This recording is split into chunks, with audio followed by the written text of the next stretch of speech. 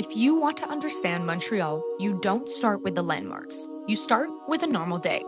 Not the must-sees, not the most photographed corners, just the way people actually move throughout this city from morning to night. Because if you follow the rhythm instead of the highlights, Montreal makes a lot more sense. Mornings in Montreal are not frantic, especially on a Sunday morning. In spring, we walk to the market to pick up groceries, and places like Jean Talon Market don't just become destinations for tourists, they're also one of the pulses that keeps the city thriving. It's picking up locally grown tomatoes and meeting with a friend for a crêpe bretonne after grocery shopping. And you don't visit Jean Talon in a rush. You talk to the vendors you've known for years and compare apples to one another. Montreal's seasonality really comes through here. In winter, it's root vegetables, preserves, warm pastries, and an espresso in your cold hands. And in summer, it explodes in color. But even now, in the quieter months, it still feels alive. And Montreal doesn't just eat well because of restaurants.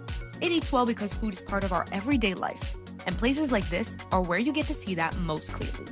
So if you want to understand Montreal, you have to understand how seriously we take our food. Food is culture. It's not just about where you eat. It's about how often you return and how that place becomes part of your identity. The same bagel shop for 20 years, the same neighborhood cafe where they know your order, the same family restaurant that survives because 3 generations keep showing up. Montrealers protect their sacred community spots. Italian bakeries, Jewish delis, Vietnamese counters, Lebanese grills. You can actually see the waves of immigration through what people eat every single day. And what makes the city special isn't just the diversity. It's that these places become part of people's routines. Food isn't just something Montrealers go out for. It's how we stay connected to our neighborhoods, our families, and to where we come from. Because in this city, meals are not just meals. They're a continuity of history. And people actually stop for a bite. They don't treat it like a transaction. We stand outside, we talk longer than we plan to, and nobody looks like they're racing to get somewhere else. Cafes aren't just caffeine stops, they're neighborhood anchors. You start seeing the same faces over and over, and that's part of the charm. If you want to experience Montreal properly, you don't grab and go. You sit, even if it feels inefficient. And then you go for a walk.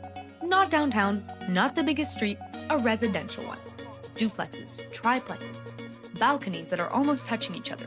People live close here, physically close, and Montreal isn't a skyline city, it's a side-by-side city. And that proximity definitely changes how people behave. It definitely reflects the strength of our identity as a community. But in Montreal, all roads lead to coffee. By late afternoon, something else happens. We all go for coffee again. Not because we're tired, not because we need caffeine, but because it's part of the rhythm of our day. Places like Cafe Olympico aren't just cafes, they're institutions. They're the kind of places that don't need to explain themselves because they've been part of the neighborhood longer than most people living in it. You'll see students, construction workers, creatives, families, all sitting a few feet from each other, and nobody is rushing to leave. People sit with their dogs in their laps and catch up after a long day of work, and I highly recommend not squeezing in 3 must-see stops before midnight. Montreal's pride is about stability and coexistence, everyday rituals that people care enough to preserve. And maybe that's part of what Canadian greatness actually looks like. It's not intense dominance or noise, but a quiet sense of confidence that we all share. For that real Montreal experience, you have to chase the ordinary, because it's the ordinary that makes this city extraordinary.